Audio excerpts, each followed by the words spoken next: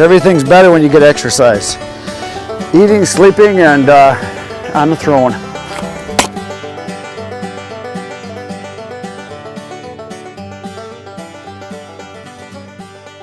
Today on In the Woodyard, we're going to be comparing the X27 Fiskars and the splitting Maul by Fiskars. This is a heavy one. So the X27 is probably my favorite hand tool to use. I use it for pounding wedges, I use it for splitting, I use it for chopping branches. I like the longer handle. There's a 36-inch. The X27 I think is the biggest one they make as far as the splitting axes.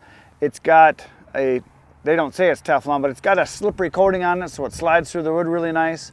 I like the weight of it. The whole thing weighs under 6 pounds. I think the head itself is like 5 pounds. It comes with a little cover that you can put on here. It locks on. If I can get it to work here. There we go. So you can put the cover on. This is a brand new one. This is Bert's. He just bought this from Tony. I have one, and mine is this one right here. Actually, I have two of these. I have two, and then I also have the X25, the shorter one. I have that also. I use it a lot. Yes, it's got a few nicks in it. It's not the end of the world. Now, some of the purists would say, oh, you got to have a wood handle. Okay, wood handles are nice, but they break. I've never broke one of these. And some people say, oh, I've broken those. Well, if you break them, you get a new one. They have a guarantee, lifetime. I've never broke one. I've never had a problem. I do a lot of prying with it. To me, they just work. It's just the right size, the right weight, so you can chop, split wood for a long time. Pink tape, I put that on there so I can find it in the pile, because a lot of times when I'm cutting, splitting, I have it laying in the woods, and this orange is not that bright, and it kind of blends in a lot of times with some of the like oak leaves and things. The pink stands out. If I could have a whole totally pink one, would be awesome. Here is the Fiskars splitting Maul. This is the 8-pounder. It says it's 8 pounds. Right down here it says 8. And if you can see that, this is a brand new one. Bert bought this one from Tony also. And the reason he bought these from Tony is Tony used to work for Fiskars. He actually was a national sales rep. He sold to a lot of different stores. What's nice about this is you got a sludge on one side for pounding, and you've got the wedge for splitting. Now, I'm sure this is going to split some big wood because it's got more weight to it. However, for those of you that have split a lot of wood, you know you can only last so long and you're tired. Whereas that's why I like the X27. I can go longer. It's a little bit more accurate, I think. This is a little bit harder to swing. A lot of people just do the overhead and down swing. I do the full 360 swing because I'm pretty accurate. I've split a lot of wood. I would say hundreds of cords over the years because I used to split wood for my dad, and he never had a hydraulic splitter. We were the hydraulic splitters, me and my two brothers. So we split a lot of wood, and I enjoy it tremendously. When I started doing firewood for selling it, actually, when I started doing firewood for myself to burn, I didn't have a hydraulic splitter. I just did it all by hand, and I enjoy doing it. It's great exercise. Now, when I was younger, I could split for hours. That is not the case anymore. Now I'm good for an hour and I'm pretty tired, especially if I'm using something big like this big 8-pounder. Now I've had 10-pounders, not Fiskars, different brands. I've had 10-pounders, 8-pounders, 6-pounders. I actually prefer a 6-pounder. This is a little much. If you got something big you want to knock down, of naughty, crappy, nasty crap, this is the one. If you've got just regular wood like a lot of this is, pretty clean, the X27 is what I prefer. Now, I've never swung this particular one.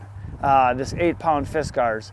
Like I said, I've had a lot of different ones over the years. I've probably had a dozen different splitting Mauls. And like I said, 10s, 8s, and 6s. I prefer the 6s, and the 8's nice for big stuff. I don't have them here because I don't really use them anymore. They're kind of just door stops now. But the one I use the most is right here. This is the X27. I have another one of these. I keep in my truck all the time, and then this one goes on me when I go do jobs, and it works really good. So, yesterday's video you should have seen, I cut up these rounds here. This is all red oak, and it is barkless red oak, which means it's very dry. Most of this wood is totally dry on the inside. So this wood has been dried and shrunken down, because when wood dries, it will actually shrink and tighten up. So this might be a little bit hard to split. We're going to find out. And we're going to split it all. So I will do a round with the X27, and then I'll do a round with the 8-pounder, and then I'll do a round with the X27, and then I'll do a round with the 8-pounder. So more than likely I'm going to be sweating very soon, but that's okay. I need the exercise. So here we go. It's time to start swinging. Okay, so first up, we're going to use the X27, and we're going to chop some of these smaller ones. These are white oak, so we're going to give these a little split here. So that works, and it is white oak, which means it's stringy. Here we go. I'll give it one more whack just to knock it down to a smaller size here. There we go. Let's try this one. Yep, a little stringy, a little bit stringy. And it's wet on the inside because it is a fairly fresh cut. And I know people are saying, you need to put that in a tire, you need to get that in a ring, you need to use a bungee cord. Don't really care. I'm going to do it this way because it's how I'm going to do it today. I've done all those things. Don't need to. Okay, those are splitting pretty nice. All right, now let's get out the big boy, the big 8-pounder. See what that does. There we go. We got the first victim lined up. Wow, that does have some weight to it, but it really goes right through the wood cleanly. Very nice. Very, very nice. All right, let's do another one here. Yeah, she pops them good.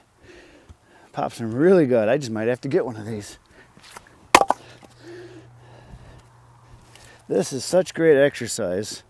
It's too bad my body won't let me do it all the time. Man, that just works really nice. All right, let's get another one in here. Like I said, I used to split everything by hand, and I love it. I love splitting wood. Because everything's better when you get exercise. Eating, sleeping, and on the throne. Now that one I didn't hit it full force. I didn't think I had to. Let's do another one here. This one I'm going to back off a little bit on the swing and just see what happens. Still splits pretty good. All right, the pieces are piling up. I think we got all the little stuff done. Now we're going to go on to some bigger ones here. So that was all the white oak. Now let's bring some red oak in. These are bigger chunks here. All right, so we're going to stick with the big boy. A little bit of punkiness in here, so it might not split super good. So we're going to give it a whack. Okay, so it splits. This does have nice power, nice weight. I like it. Okay, now I'm gonna take this down in separate pieces here. Maybe. Maybe. There we go, one more. All right, here we go. Oh, this is fun. You guys don't know what you're missing. I hate when that happens. I usually like to surround the chunk with other chunks like this. And yeah, I know I can use a tire and all that garbage, but this one's kind of a crooked cut. Let's split this one more time. Oh, almost.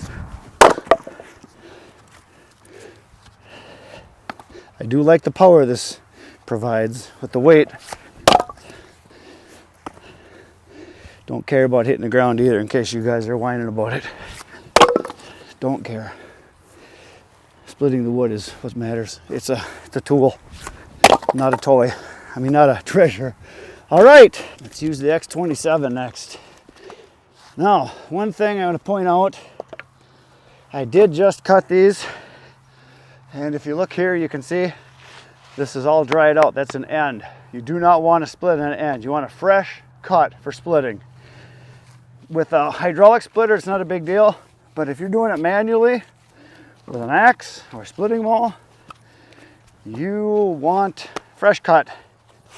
And this is dry, pretty much all of it. The only thing that's wet is just that little bit of a ring in the middle there. So it's pretty dry wood. All right, we're gonna take this one down in pieces around the outside edge.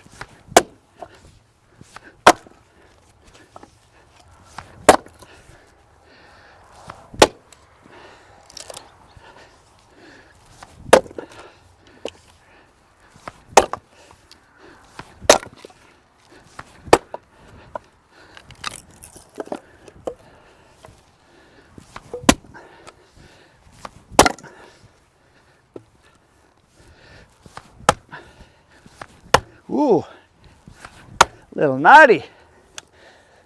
Let's try the big one once. See if I can, now that I got it started. Oh yeah, yeah, for knots, this big one. All right, we're starting to stack up some wood.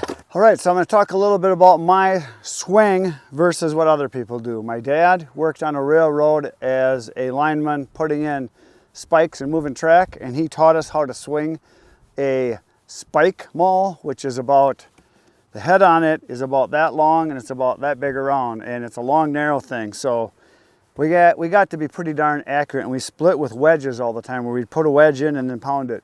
And that's how he taught me how to do it. My brother Ken, my brother Eric, same thing. They do the whole big roundhouse swing, which is what I'm gonna show you, and then I'll show you the way that's prescribed for accuracy for most people. But if you want maximum speed, I'll show you. So this is what most people do. They stand like this, they get their feet apart, they grab it here like this, and they come up, they go here, and then they come down. Well, your whole swinging motion is from here to here, which is adequate, but I'm not a big guy, I'm very average, and I do the roundhouse swing, which is, I start, and we're gonna take this one right in the middle here. You can see the line there I got started. We're gonna start with left foot forward, right foot back, kind of like when you throw a ball, and I start here, and I come around, slide my hand down, bring all the power down, bend my knees, and bring it down. So we're gonna go just like this.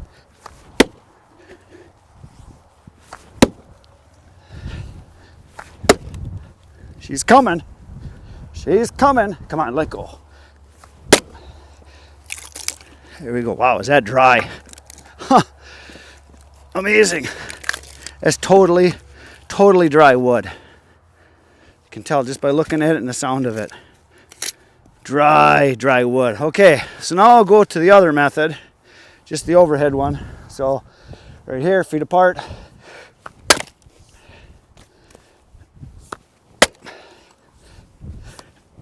To me, it feels awkward, but what do I know? I feel like I'm not hitting as hard as I could. All right, those are good because they're dry. Don't need to go any smaller. And now we'll do this one.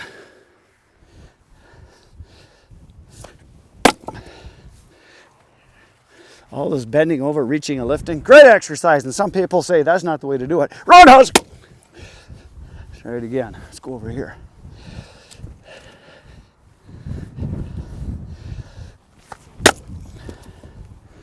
Yeah, that's dry wood. It splits hard, very hard.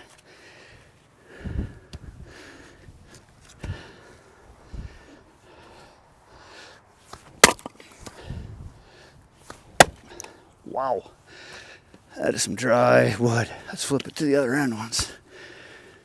I don't know if it's gonna make any difference. Nope.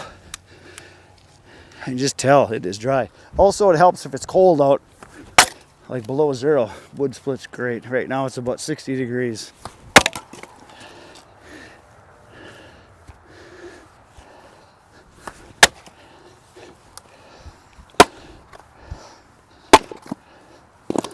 There we go. Throw that in the done pile.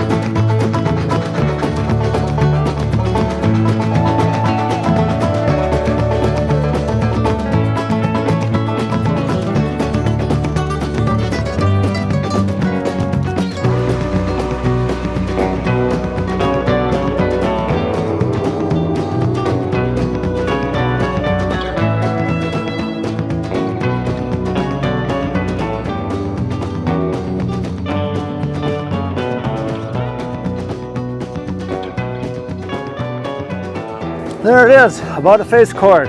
Fiskars X27 and a Fiskars 8-pound splitting maul. Both work great. I like the weight of the other one, but I'm tired from swinging it. X27 is easier to split, easier to swing, but doesn't split as good. My recommendation, buy them both. That's all I got to say about that. Tomorrow morning I'll be back 5:30 a.m. with another video for you. Right now, go watch all the videos on my channel. There's 1,400, that's what there is. Good night, everyone.